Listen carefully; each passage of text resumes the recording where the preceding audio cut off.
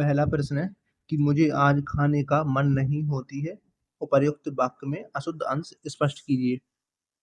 तो जो अशुद्ध अंश होगा वो होगा मन नहीं होती है, ऑप्शन नंबर डी।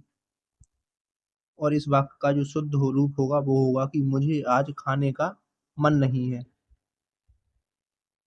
दूसरा प्रश्न है वाच्य के कितने प्रकार हैं। तो वाच्य के प्रकार हैं तीन: कर्तृवाच्य, कर्मवाच्य और भाववाच्य। वाच्य क्रिया के उस रूप को कहते हैं जिससे कि यह जाना जाता है कि वाक्य में कर्ता, कर्म अथवा भाव में किसकी प्रधानता है। जैसे कि कर्तृवाच्य का उदाहरण है राम पुस्तक पढ़ता है। कर्मवाच्य का उदाहरण है पुस्तक अनुभव के द्वारा पढ़ी गई। और भाववाच्य का उदाहरण है मुझसे चला नहीं जाता है। तीसरा प्रश्न है वाक्य को समाप्त करने के लिए जिसका प्रयोग किया जाता है उसे कहते हैं पूर्ण विराम, ऑप्शन नंबर बी। वाक्य चिन्ह वाक्य में पद, वाक्यांश और खंड वाक्य के पारस्परिक संबंध सूचित करने के अतिरिक्त उनके अर्थों को स्पष्ट करते हैं। जैसे कि पूर्ण विराम, अर्ध विराम, अल्प विराम, विवरण चिन्ह, त्रुटि विराम, उद्धरण चिन्ह। अगला प्रश्न है कि माता पिता लोहे के चने चबाकर बच्चों को पढ़ाते हैं। रेखांकित मुहावरे का अर्थ स्पष्ट कीजिए। तो लोहे के चने चबाकर, तो बहुत कठिनाई झेलना, ऑप्शन नंबर ए। मुहावरा और उनके अर्थ। तो लोहे के चने चबाना, बहुत कठिनाई झेलना या पराजित होना। नारद मोह में पड़ना, आसक्ति होना, मोह माया में पड़ना। द्रौपदी का चीर होना, अंत ना होना। किंग कर्तव्य विमूढ़ होना, तो अनिश्चयात्मक स्थिति। अगला प्रश्न है कि कहाँ राजा भोज, कहाँ गंगू तेली। लोकोक्ति का अर्थ होगा तो विशिष्ट और सामान्य व्यक्ति की तुलना, ऑप्शन नंबर ए। लोकोक्ति और उनके अर्थ। तो कहाँ राजा भोज, कहाँ गंगू तेली, इसका अर्थ होगा विशिष्ट और सामान्य व्यक्ति की तुलना करना। अगली लोकोक्ति है कि चोर की दाढ़ी में तिनका, तो इसका अर्थ होगा अपराधी सदैव सशंकित रहता है। अगली लोकोक्ति है जैसा देश वैसा भेष, तो इसका अर्थ होगा परिस्थिति के अनुसार बदलना। और अगली लोकोक्ति है जर है तो नर, नहीं तो खंडहर, तो इसका अर्थ है पैसे से ही आदमी की इज्जत है। प्रश्न संख्या 6 है कि जहां एक ही वर्ण की बार बार आवृत्ति होती है वहां पर अलंकार होता है अनुप्रास अलंकार, ऑप्शन नंबर बी। अनुप्रास अलंकार, तो जहां पर एक ही वर्ण की आवृत्ति हो वहां पर अनुप्रास अलंकार होता है। जैसे कि मुदित महीपति मंदिर आए, सेवक सचिव सुमंत बुलाए, तो यहाँ पे होगा अनुप्रास अलंकार। दूसरा है यमक अलंकार, तो जहां पर एक शब्द की आवृत्ति दो या दो से अधिक बार होती है किंतु उनके अर्थ भिन्न भिन्न होते हैं, वहां पे होता है यमक अलंकार। जैसे कि कनक कनक ते सौगुनी मादकता अधिकाय, उही खाए बोरात न, इही पाए बोराए।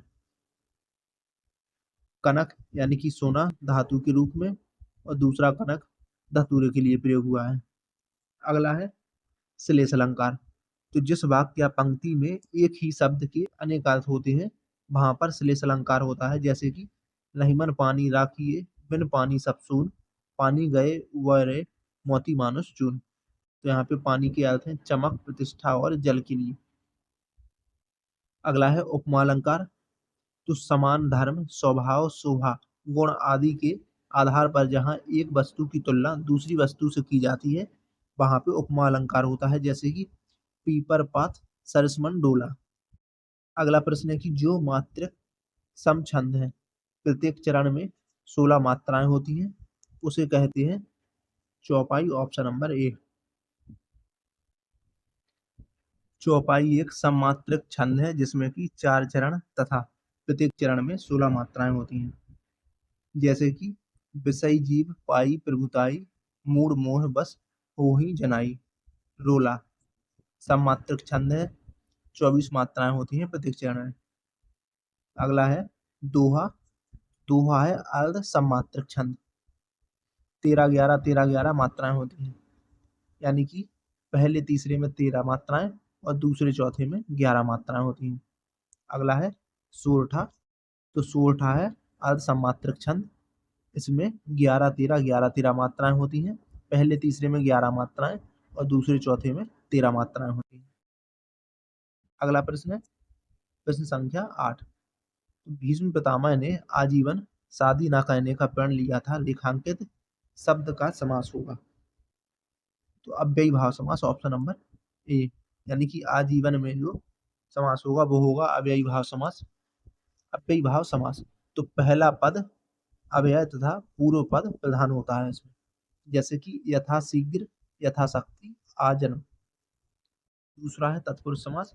तो तत्पुरुष समास में उत्तर पद प्रधान होता है, कारक चिन्ह का लोप होता है। उदाहरण है गगनचुंबी, करुणालय, करुणापूर्ण, गौशाला, पथभ्रष्ट, शिवालय, पुरुषोत्तम आदि ये सब है तत्पुरुष समास के उदाहरण। तीसरा है कर्मधारय समास। तो कर्मधारय समास में उत्तर पद प्रधान होता है, उपमान उपमेय या विशेषण विशेष का संबंध होता है, जैसे कि चरण कमल, मृगनयन, अधमरा, परमानंद, लालमणि ये सब उदाहरण है कर्मधारय समास के। द्विगु समास तो उत्तर पद प्रधान लेकिन पूर्व पद संख्यावाचक विशेषण होता है, जैसे कि सप्त सिंधु, त्रिलोक, दोपहर, सप्ताह, पंचमणि, तिरंगा, त्रिकोण। अब अगला प्रश्न है प्रश्न संख्या 9। तो करुण रस का स्थायी भाव होगा शोक, ऑप्शन नंबर बी। करुण रस में स्थायी भाव होगा शोक। रस और उनके स्थायी भाव तो श्रृंगार रस। तो श्रृंगार रस का स्थायी भाव है रति या प्रेम। हास्य रस का स्थायी भाव है हास। करुण रस का स्थायी भाव है शोक। वीर रस का स्थायी भाव उत्साह है। रौद्र रस का है क्रोध। भयानक का है भय। बीभत्स का है घृणा या जुगुप्सा। अद्भुत का स्थायी भाव है विस्मय। शांत का है निर्वेद।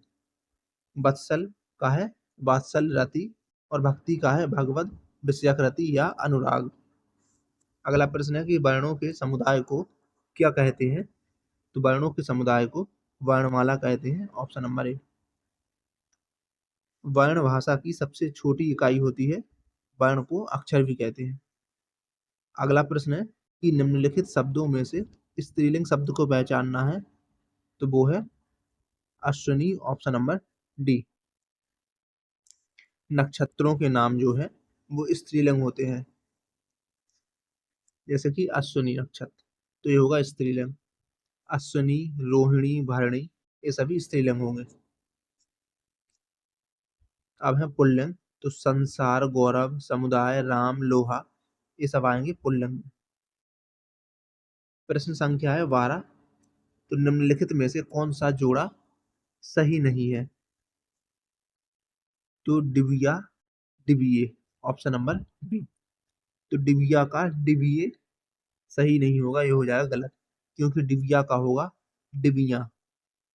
डिबिया का डिबिया सही होगा।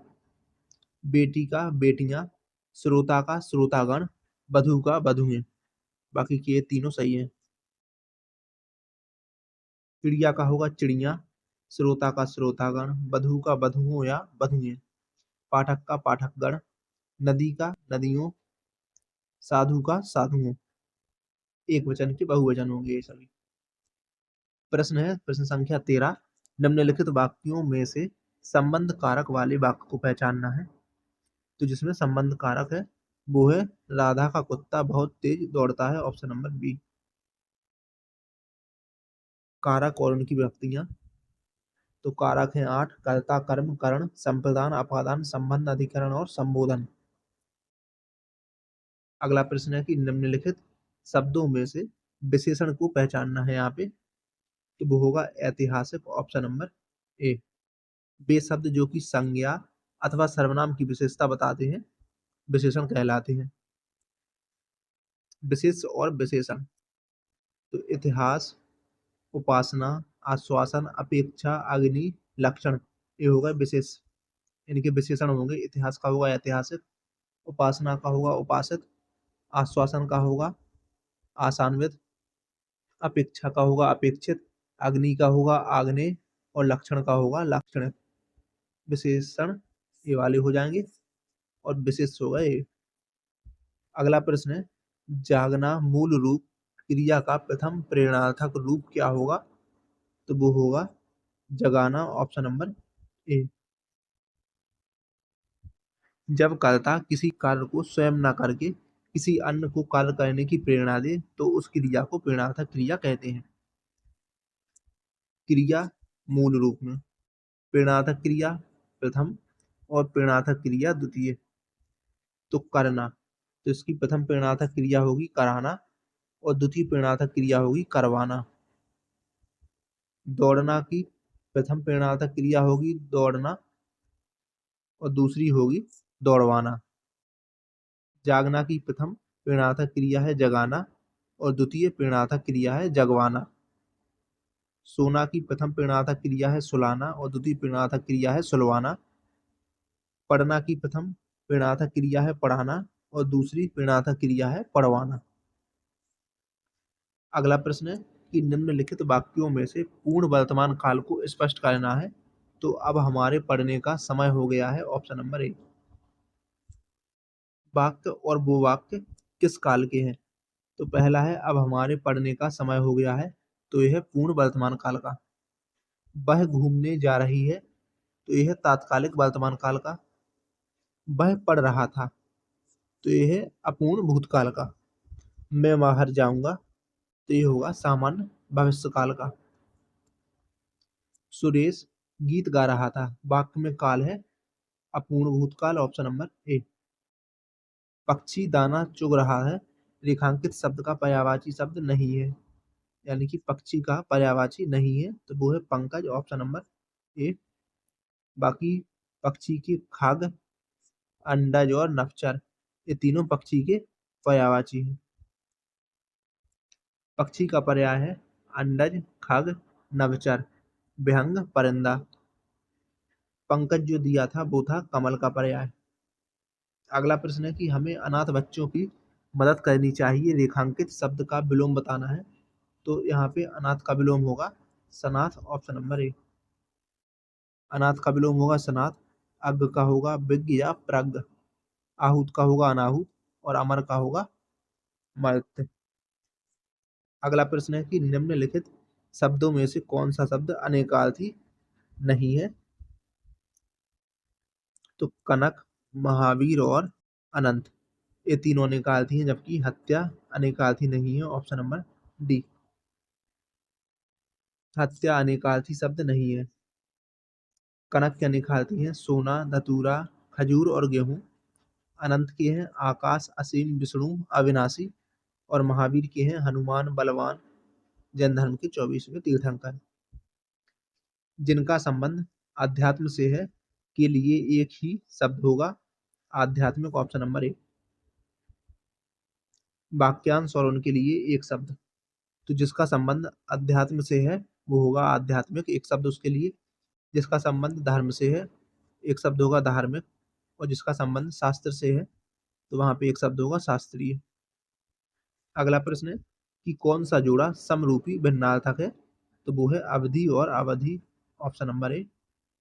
तो अवधि का अर्थ होता है काल, समय, और अवधि का समय होता है अवध और एक देशी भाषा। हमें प्रतिदिन सूर्य नमस्कार करना चाहिए, रेखांकित शब्द को पहचानना है। तो प्रतिदिन है अव्यय, ऑप्शन नंबर बी। हमें प्रतिदिन सूर्य नमस्कार करना चाहिए, वाक्य में जो प्रतिदिन है वो है अव्यय। अव्यय वे शब्द होते हैं जिनका रूप किसी भी कारक, पुरुष, लिंग, वचन के अनुसार नहीं बदलता है। अगला प्रश्न है कि मिलाप शब्द में कौन सा प्रत्यय है? तो मिलाप में है आप प्रत्यय, ऑप्शन नंबर बी। तो जो शब्दांश शब्दों के अंत में जुड़कर उनके अर्थ में विशेषता या परिवर्तन लाते हैं वे प्रत्यय कहलाते हैं। जैसे कि मिलाप में होगा मिल धन आप, तो आप प्रत्यय हो गया यहाँ पे। थकावट, थक धन आवट, तो यहाँ पे आवट प्रत्यय हो गया। और घटिया में घट धन इया, यहाँ पे होगा इया प्रत्यय। अगला प्रश्न है कि प्रतिधन आघात का संधि रूप क्या होगा? तो ये होगा प्रत्याघात, ऑप्शन नंबर ए। दो वर्णों के मेल से उत्पन्न विकार को संधि कहते हैं। संधि 3 प्रकार की होती है, स्वर संधि, व्यंजन संधि और विसर्ग संधि। दिए गए शब्द के अनुसार प्रतिधन आघात होगा प्रत्याघात, यहाँ पे होगी यण स्वर संधि। अगला प्रश्न है कि महौषध शब्द का संधि विच्छेद क्या होगा? तो महाधन औषध, ऑप्शन नंबर ए। अगला प्रश्न है कि निम्नलिखित शब्दों में से तद्भव शब्द को पहचानना है। तो तद्भव शब्द है प्यासा, ऑप्शन नंबर सी। जबकि पाषाण, कंगन और पक्ष ये तीनों है तत्सम शब्द। अगला प्रश्न है कि निम्नलिखित में से कौन सा वाक्य अशुद्ध है? तो जो वाक्य अशुद्ध है वो है कि आज मैं यहीं रहूंगा, ऑप्शन नंबर ए। इसका शुद्ध वाक्य है आज मैं यहाँ रहूंगा। बाकी सज्जन लोग भला ही सोचते हैं, ये वाला सही है। क्या तुम कॉलेज जाते हो? ये भी सही है। और अभी तक पत्र नहीं मिला है, तो ये भी सही है। तो बी सी डी ये तीनों विकल्प सही है, ऑप्शन नंबर ए गलत है। अगला प्रश्न है कि देवदास उपन्यास पर 3 बार फिल्म बन चुकी है, उपन्यासकार का क्या नाम है? तो Sharat Chandra Chattopadhyay, option number B. Devdas उपन्यास के लेखक हैं शरत चंद्र चट्टोपाध्याय। इनकी जो अन्य प्रमुख रचनाएं हैं वो हैं दत्ता, गृहदाह, परिणीता। कामायनी की रचयिता कौन है? तो कामायनी के रचयिता हैं जयशंकर प्रसाद। कामायनी, आंसू, झरना, लहर इन सभी के लेखक हैं जयशंकर प्रसाद। अगला प्रश्न है कि कौन सी रचना तुलसीदास जी की नहीं है? तो दोहावली, रामचरितमानस और गीतावली ये तीनों रचनाएं तुलसीदास की हैं, लेकिन यामा तुलसीदास की नहीं है क्योंकि यामा है महादेवी वर्मा की। अगला प्रश्न है कि निम्नलिखित कवियों में से गांधी जी ने किस कवि को राष्ट्रकवि का सम्मान दिया है? तो मैथिली शरण गुप्त को, option number C. Maithili Sharan Gupt को उनकी रचना भारत भारती के लेखन पर राष्ट्रकवि का सम्मान दिया गया।